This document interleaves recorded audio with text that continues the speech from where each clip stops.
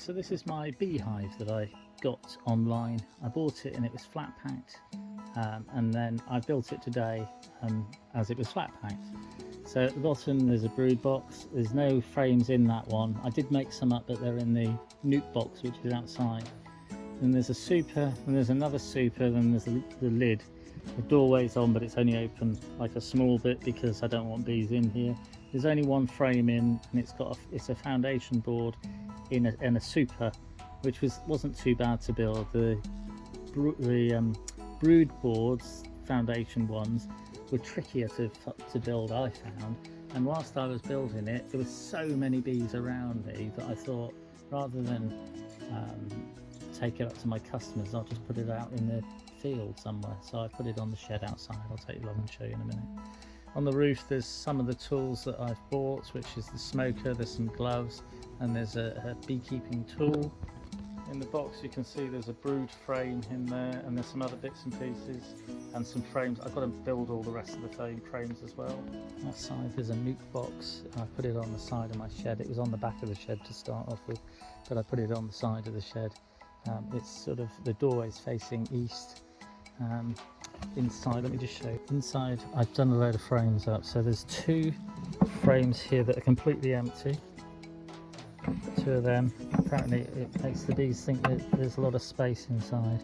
And then there's 3 frames that have got a foundation board in.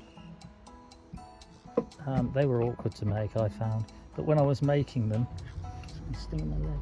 When I was making them, there was just loads and loads of bees around me. So I thought, well, rather than taking the box up to my customers, I'll put it on the side of the shed and see if I can attract some bees that way.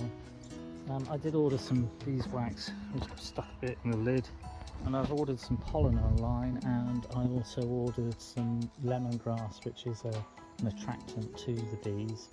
But like I say, whilst I was making the frames up, there was loads of bees around me looking at the frames that I was making, which is quite nice. That's why I put it out here for now. We'll see if I can attract some in the field. So I've got a hive, I've got a suit, I've got gloves, I've got tools, and I've got a bait box which is on the side of my shed, just to see if I can attract any bees. Hope everyone's well, cheers. As I say, in my polytunnel there's been loads of bees getting in. They're just checking out my beehive and my skills at making a beehive. But they were stuck in the polytunnel, so I'm just releasing this one. It's gone. There's another one here. There's about 5 in the polytunnel. I've just caught this up because I want to release it. I don't want them to be stuck in the polytunnel because they might go and find out where my new nuke is. So actually I'm going to let them go next to the nuke. Which is here. Let's see if they like. Okay.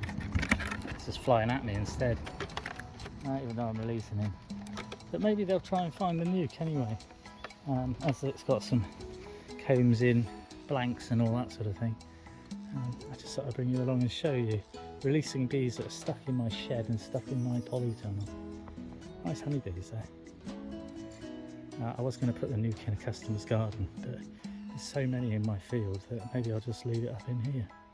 See if it attracts anyone. Cheers. I'm watching Bunbury Bees on TikTok. He's very good and very informative. So if you like my channel and you like insects and bugs and things like that, please go and watch his. He's very good, and hopefully I'm going to learn more off him from watching his TikTok videos and watching his YouTube videos, and hopefully you'll subscribe to me, subscribe to him. Very good, as I say. Bunbury Bees, I think he's in the Isle of Wight, and he watches my videos on echiums and things like that. So yeah, hope you're all well. Cheers.